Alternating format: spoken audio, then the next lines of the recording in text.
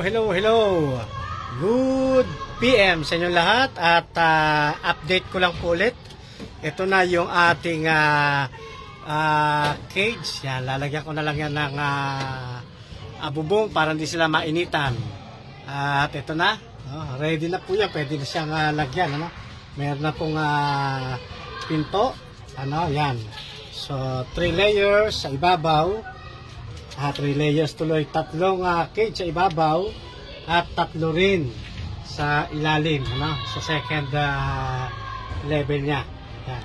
Then dito sa pinaka floor, wala pa, bakante pa, sa susunod ko na yan dudugtungan, Yan, at dito natin lalagay sana yung mga mga English carrier natin, pero mamaya lalagyan na natin to ng laman.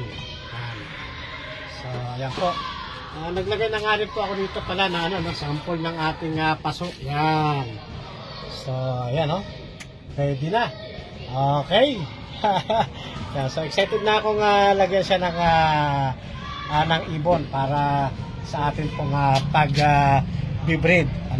So, pasamantala, yan lang muna ang huling kaganapan ng atin pong cage. Okay? Shoutout sa inyo at magandang hapon.